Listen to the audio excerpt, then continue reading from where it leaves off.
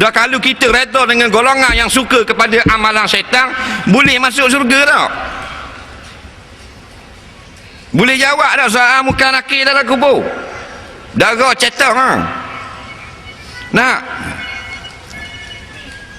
Tapi tak faham dah, molek dah. Dah pah mana? Pah keluk-kelik. Dia tak sedar, dia ingat ke dia lawang tok guru duk baca ayat Quran tu, dia lawang tok guru. Lawang tok guru tak pelik. Orang lawang ulama, dia lawang Tuhan ha? Pasal ulama dia tak cakap ngarut ngabang.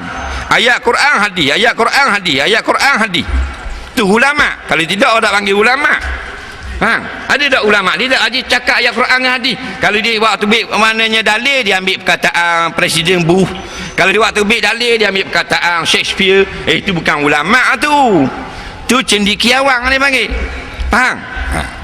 Jadi hina agama, hina ulama dan sebagainya. Kata tak guana tok guru. Ah, tok guru apa? Dia kata.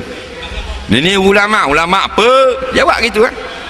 Padahal dia mati kat gigi orang ambil urus secara Islam. Dah kalau mu tambah ngak ke Islam, tak urus cara Islam. Yang tok guru duk bertepik duk kabar ni bukan nak biti. Iaitu al-amru bil ma'ruf wan nahyu anil munkar. Bila dapat berkuasa, maka kita boleh ubah kemungkaran dan kita boleh ajak manusia kepada ma'ruf.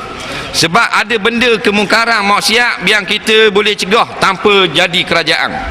Tapi ada maksiat yang kita kena jadi kerajaan baru kita boleh buang. Contohnya kalau budak-budak main judi dalam agak.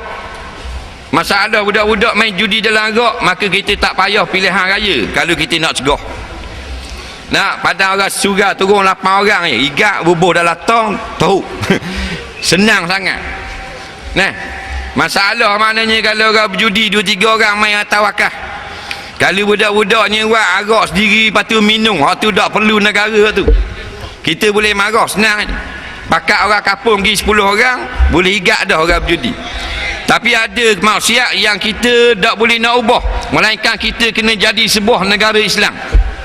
Contohnya di Genting Highland. Genting Highland ni tempat berjudi yang kerajaan buat siap untuk berjudi. Faham? Dah kalau kita pergi set surah ni, orang jetih ni catat bah 2 buah bah, lepas tu nak pergi marah orang judi di Genting Highland, boleh tak? Tak jadi apa. Ni molek dak dang pergi marah, tengok buah musim habis naik buah musim. Nah, jadi kita kalau hak gitu, kita kena ada kuasa dalam negara. Bila menang dalam pilihan raya, kita dapat kuasa, maka kita gunakan kuasa untuk menutup tempat-tempat judi dan maksiat seperti itu. Itu tujuan dia.